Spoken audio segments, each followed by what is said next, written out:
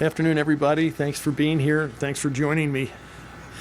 I have spoken a lot lately about the great gulf that exists now between what we knew about the COVID-19 virus back in early March and what we know now.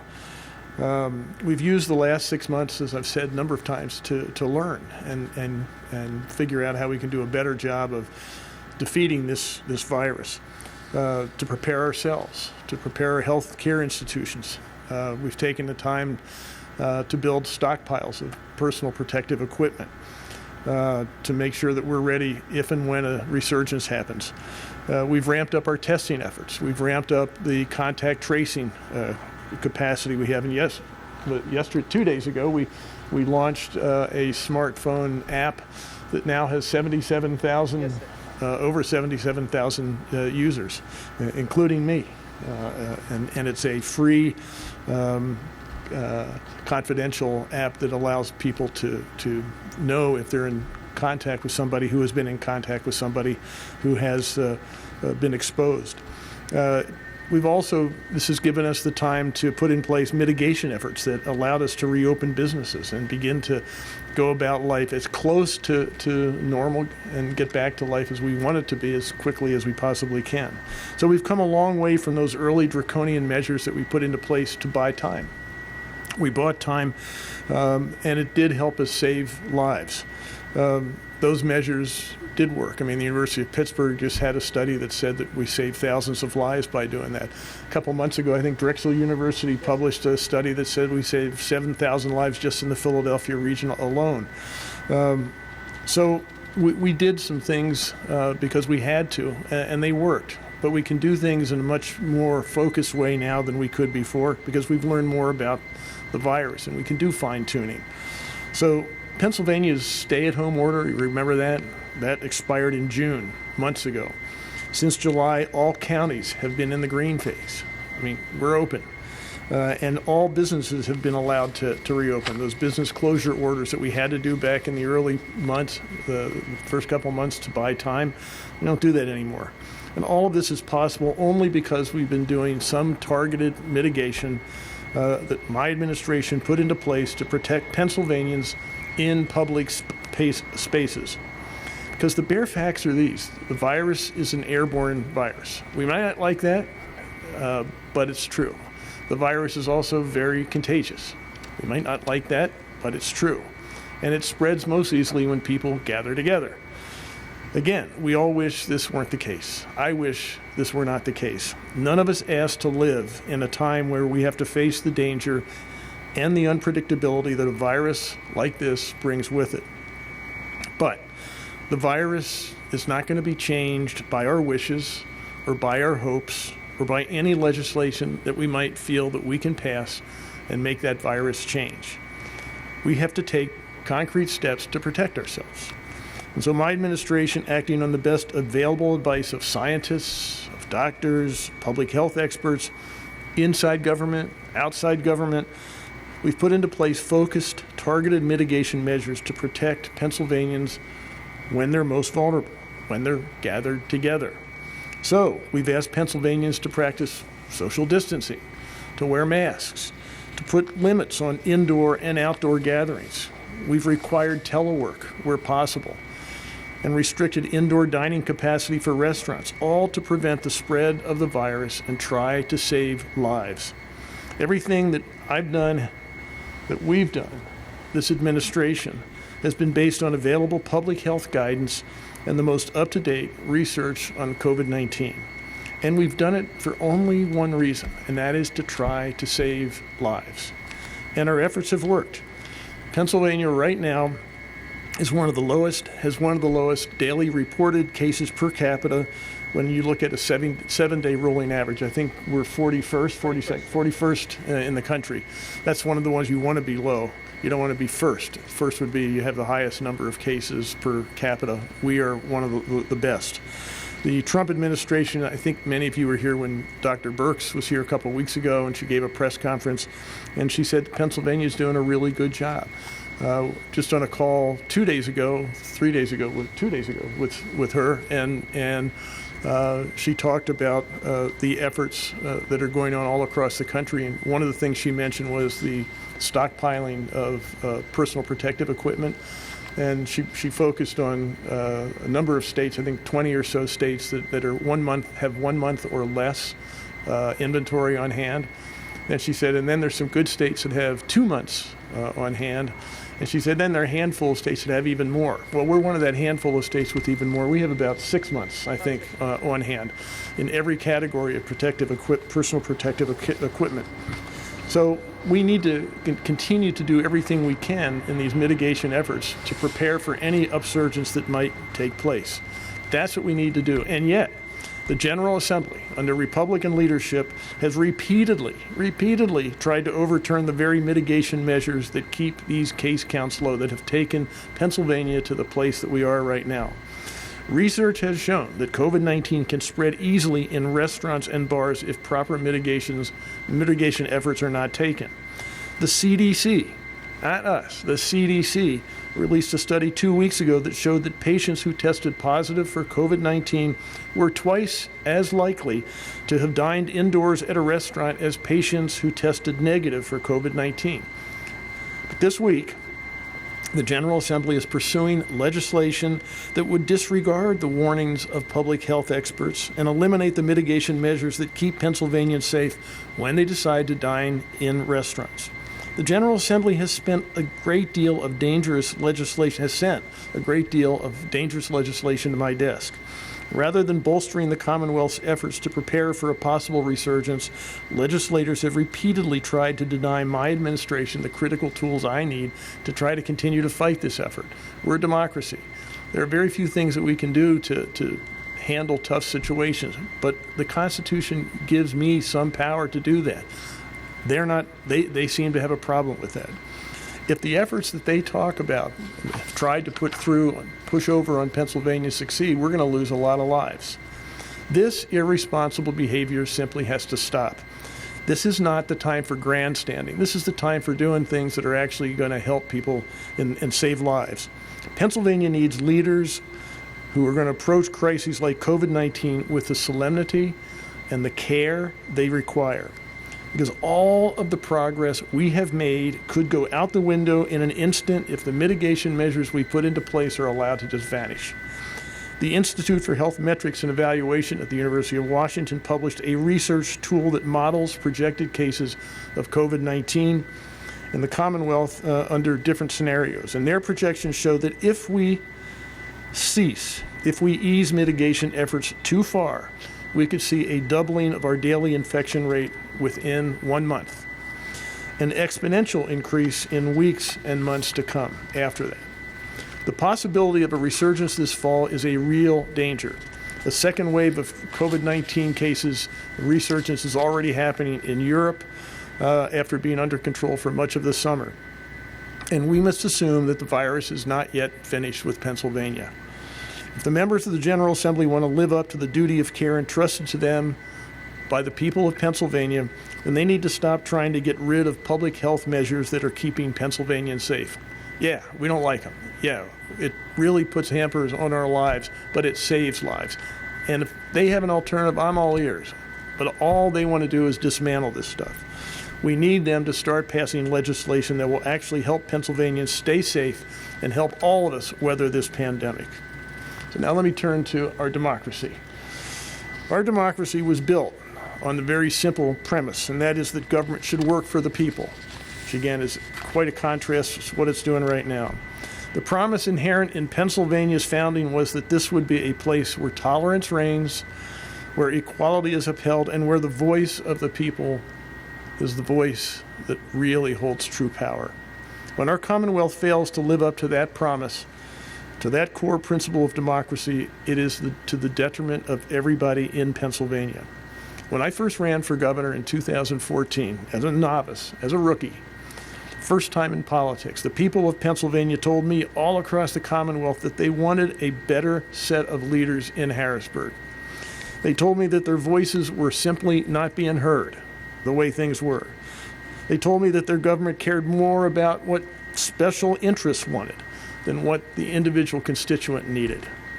When the voices of the people are ignored, our government is not working the way it should. Pennsylvanians deserve a government that is accountable to them, and our constituents should be the ones calling the shots in Harrisburg. That's why, since day one, I have done things differently. If you'll recall, the first hour after I was inaugurated, I immediately instituted the strictest gift ban in the country for every state employee under my jurisdiction. I instituted a new, fair set of procurement rules so that work being done on behalf of our citizens was going to the best performer rather than the person who knew the most influential people. I instituted new transparency measures to ensure that the public knows what their employees are doing, such as reporting cabinet expenses online. I refused a government salary, and instead I donate my statutory salary to charity, and I refused a state pension. These changes were vital to reestablishing public trust in the executive branch, but we know there's more work to do to ensure that the opinions of our citizens matter more than the whims of special interests. And that's why I'm calling on the General Assembly to stop wasting time fighting against public health measures and join me in fighting to protect the lives and livelihoods of Pennsylvanians. By providing loans and grants for small businesses, by directing funds to support hazard pay for frontline workers, by ensuring that everyone who works in Pennsylvania has access to paid sick leave. I am also calling on the legislature to enact common sense measures to ensure that our government is responsive to the needs of its citizens. And elected officials are held accountable to the people who elect them. This is how we can prove to Pennsylvanians that their voices and their needs truly matter to elected officials. In August, I laid out a legislative agenda for the fall that outlines needed COVID-19 recovery measures.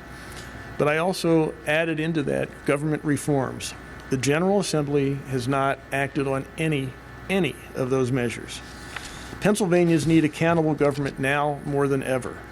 So I'm calling on the General Assembly right here, once again, to take action on 3 concrete changes that would improve government accountability and rein in special interests. First, put in place a gift ban for all public officials, not just in the executive branch, that's already done, for all public officials. Second, improve outside income transparency.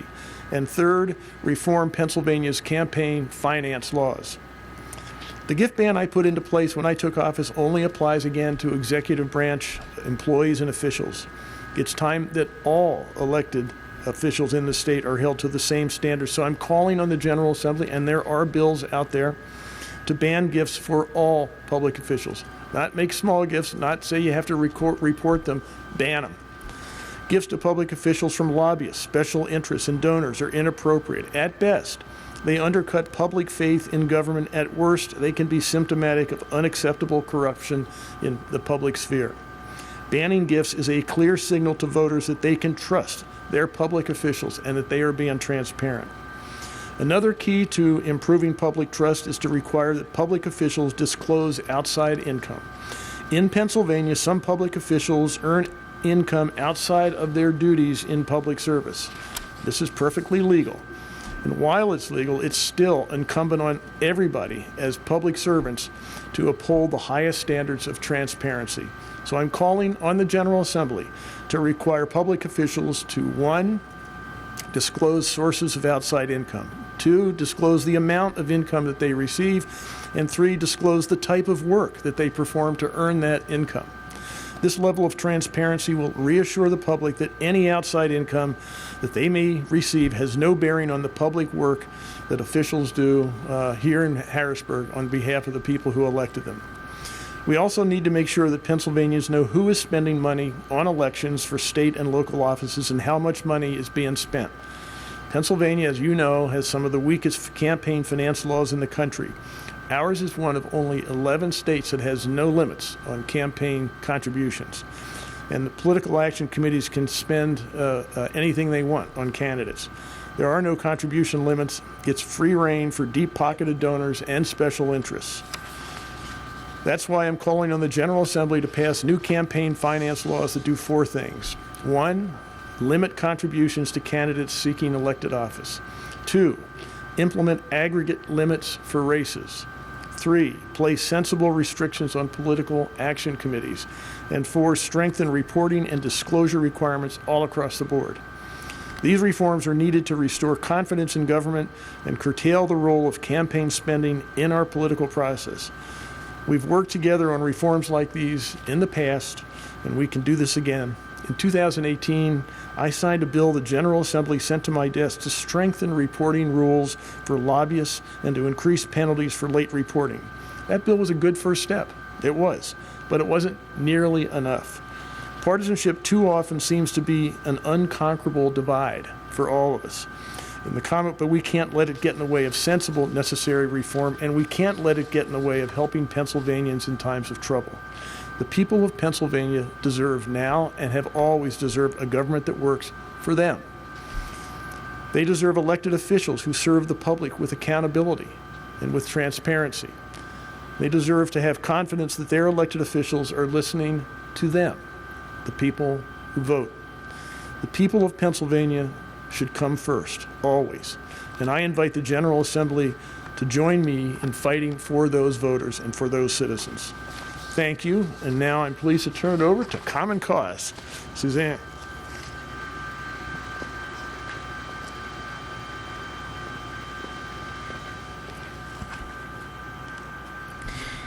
Thank you so much, Governor, and thank you for the opportunity to speak today. My name is Suzanne Almeida. I am the Interim Executive Director for Common Cause Pennsylvania. Common Cause is a nonpartisan watchdog organization.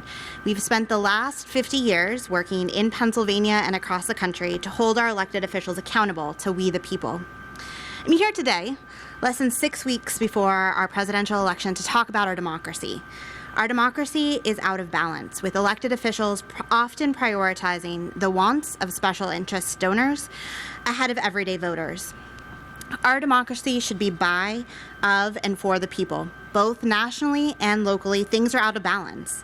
The wealthiest donors have outside influence and access to our elected officials. Ordinary people, the folks that Common Cause works with and for, and our concerns aren't getting the attention we deserve, and we are all paying the price for that. I want to make something clear before we go any further. These reforms are not a partisan question. They're not about Republicans, they're not about Democrats, they're about we the Pennsylvanians, right? These are also not about punishing our elected officials for doing their job, nor are they accusations of actual misconduct. Instead, they are common sense reforms that allow transparency, sunlight, and remove the appearance of impropriety and help restore Pennsylvanians' confidence in our democratic systems.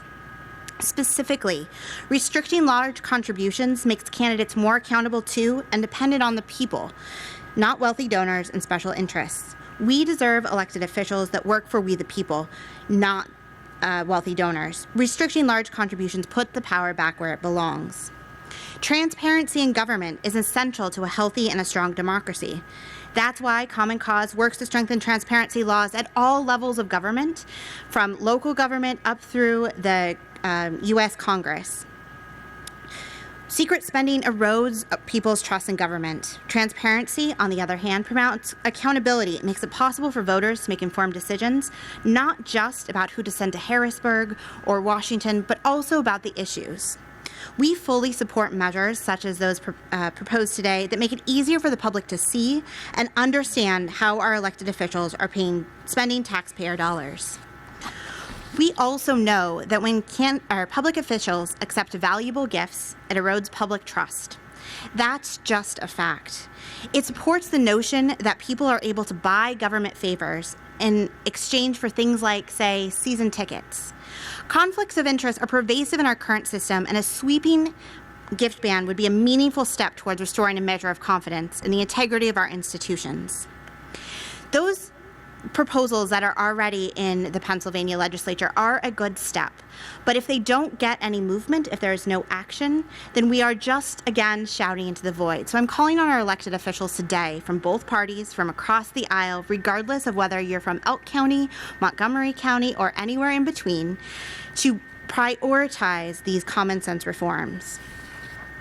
We know that 2/3 of Americans, regardless of political party affiliation, believe that, quote, traditional partisan politics don't care about people like me.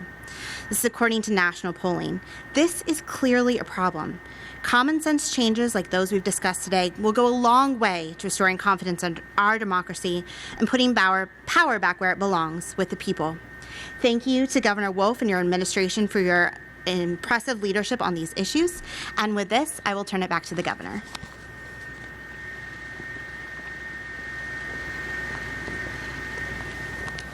Thank you very much, Suzanne. Now, any questions? Yes. Good afternoon.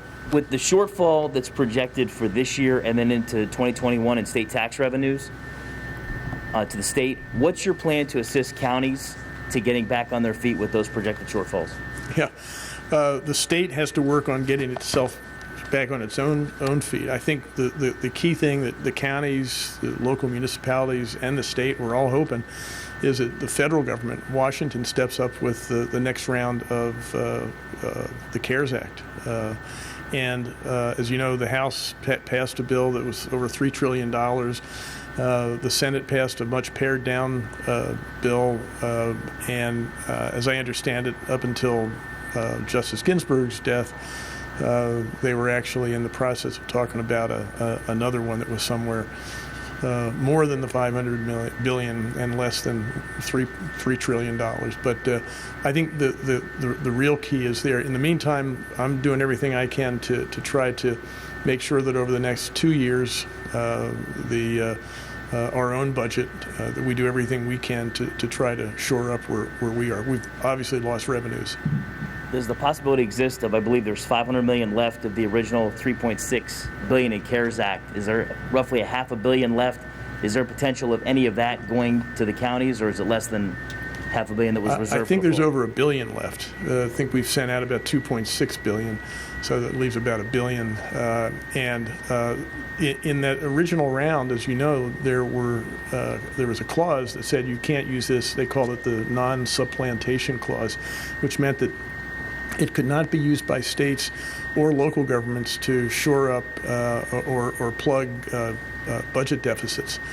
So that really limits the state. So the short answer is no, we can't use it to shore up either our or the budget deficits that local governments have. That really requires a next round of CARES Act funding. Else, all of us are going to be scrambling to find ways to plug that deficit. Hi, Governor. Yeah, hi, Jan. I was wondering, there's a lot to unpack from your comments and trying to have the one relate to the other. And I mean, I was thinking about the debate that I heard regarding the high school sports bill and the restaurant bills that the legislators discussed. And they said they were responding to what the people wanted. They were hearing the voices of the people. And so I was wondering how you justify calling that, you referred to that legislation as meaningless in your news release. How is that meaningless? Well, first of all, let's take the high school or the schools bill. The bill specifically said that schools should be given the responsibility for deciding whether they want to have sports. They have that responsibility. That's been clear. I've tried to make that as clear as I can. Apparently there was some misunderstanding about that. The only other thing in the bill that I think we all have to take issue with is pretending that they have the unilateral power to basically suspend that virus, to say, okay, you know, in the past you've really done well when crowds of people have gathered together, and we're going to basically say, nah, that doesn't work anymore. So nobody could put any limit on gathering together. You know, when the Articles of Confederation were in place for how many years, by 1787, the founders figured out this wasn't working because the Articles couldn't make tough decisions. We need a democracy where we can actually respond to crises like this and actually say, okay, we want to keep people safe and we want to actually do something. What we can't do is just sort of do some feel-good law that says, okay, we're going to suspend the law of gravity. We're going to, say that this virus isn't going to infect people. It will. It's out there, and it's waiting for us to do stupid things. We can't do that. That's the kind of thing that instead of looking at that, seems to me the legislature could be dealing with things like hazard pay. We know that we have to do more in terms of hazard pay. We had $50 million the first round. $900 million of applications came in. I'm asking for more money for that. Where's that? We're talking about making our democracy work better. That's what we ought to be doing rather than trying to artificially suspend the laws of gravity or the virus and saying reality doesn't exist. Let's just ignore it. Instead of doing that, instead of spending the time doing that, let's actually put out things that people really need that's going to keep them safe. What they did here, I don't even know what the point was. Anything else? Governor, that was a bipartisan, and they felt the need to have a law. You have recommended limits, 250 and 25, and are fighting to keep that in court. And now we saw 24 Democratic legislators flip. Isn't that a bad look for them to go back on what they had voted earlier? And didn't the original vote show bipartisan support for allowing districts and putting it in place that they could feel comfortable to expand the limits? I think the Democratic caucus sustained the veto, and that has been something that I've really appreciated in the 5 years and 8 months that I've been here. That they've been in the minority in both chambers throughout that time, and yet they've stuck together so that they have remained steadfast to the extent they needed to sustain the veto. They did it again yesterday. Doesn't that show a lack of conviction that they voted one way earlier in the month and then flipped their vote 3 weeks later? I think there's I've been in politics for 5 years and 8 months, but it seems to me there's a difference. You want to do what you can in terms of being sympathetic to your constituents, but in the end, we all have to stick together, and I think the overwhelming majority of Democrats did that. There does seem to be an increasing number of Democrats who are siding with Republicans on these bills, that the restaurant bill, the high school sports bill. Like yesterday, that restaurant bill passed with a veto-proof majority. Are you concerned about losing support of the Democratic caucuses? No, I guess, again, this is what I was trying to say. I think I get concerned when we play games and we posture and we play fast and loose with the lives of Pennsylvanians. I thought we were dealing with the things to do with this pandemic, with this virus, and the reality that this virus is very infectious and it has killed 200,000 people in the United States, 8,000 in Pennsylvania, despite our good record. That is something that I think we ought to be really laser focused on. And it has created economic hardships. We ought to be focused on that. We got $3.6 billion. We still have $1 billion. Let's focus on making sure that when businesses or individuals or restaurants, hotels, whatever, suffer economic consequences because we're trying to keep people safe, that we actually do something to offset it. That's what we ought to be focused on. And I think the fact that there's a lot of extraneous chatter about other things and distracting us from that central issue, I think that's a problem. Yes, it is a wonderful and very seductive thing to look at these things and say, yeah, let's just suspend reality. Let's ignore it, and let's just sort of hold our ears, close our eyes, and just pretend we can go back to the way things were. Wow. We really can't. We've got to acknowledge that the new reality is constraining us, and it's something that we still have a lot to learn about.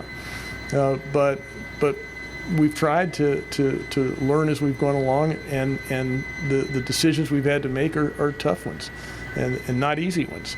And it's very, I guess, tempting to have somebody say, hey, we're over here and we're saying, let's just go ahead and ignore reality here. Let's do something that just feels good, even though it's going to hurt us.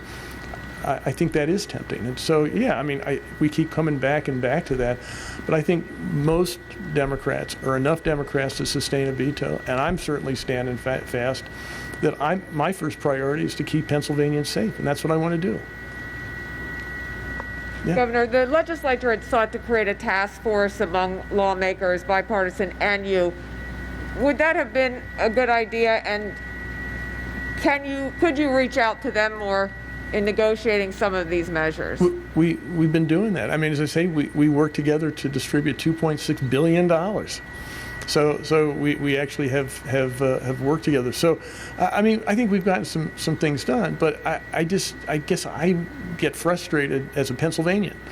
If I weren't in this position, I'd be frustrated to say, you're being paid a lot of money to do a lot of stuff up here to help me in my life, and all I see is grandstanding. What do I know? I'm a novice. Any other questions? Yeah, did you have a... Oh, go ahead. I'll get you next. Okay. Governor, we've had folks reach out to us that have made unemployment claims all the way back to mid-May. Right. And they haven't seen anything yet. Can you give any clarity on that and where unemployment claims stand? There are some, but we have done almost, I think we're at 97 or 98%.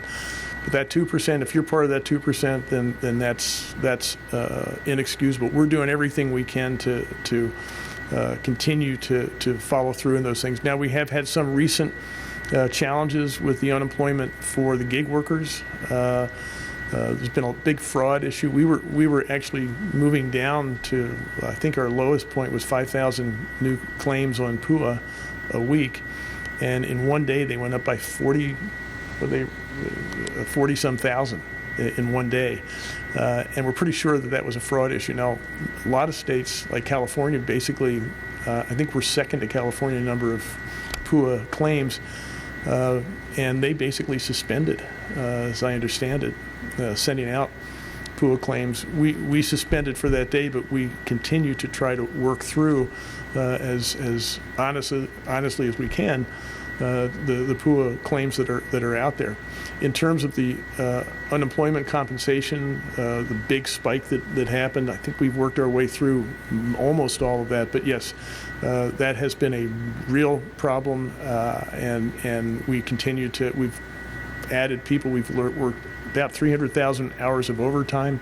We've doubled the size of our staff dealing with unemployment compensation, and we'll continue to do that. Governor, you mentioned grandstanding, posturing from the General Assembly. The Republicans say that part of this grandstanding and posturing comes from these type of events where, news conference, basically governing by news conference. Is there any intentions to meet face to face to kind of go more in depth with some of the leaders in the General Assembly? We're talking all the time. I mean, I'm not sure. I think maybe you've brought this up before. I don't know what they're talking about. We have a whole department that does nothing but reaches out to legislators on both sides of the aisle. My chief of staff and his staff are working on a daily basis, hourly basis, with working across. Again, we have actually gotten some things done. I'm complaining about the things that they spend time on that they shouldn't spend time on. This is something I do because I think I want to be transparent, and I believe that a free press deserves to hear directly from their folks, and I'm sure they have press conferences too. I don't call that grandstanding. I call that exchanging information. But I also feel that when I see something I don't like, I don't think it's wrong for me to say I think they could do better. And I think they could do better. Them face to face rather than through your teams might be more effective. I do that too. They say that they have not met with you. Who says that? I would say the House Republican leaders, the Senate Republican leaders. Who says that? The leaders. Which leader? Do you know their names? It's Brian Cutler. Terry Benninghoff. Jay Corman.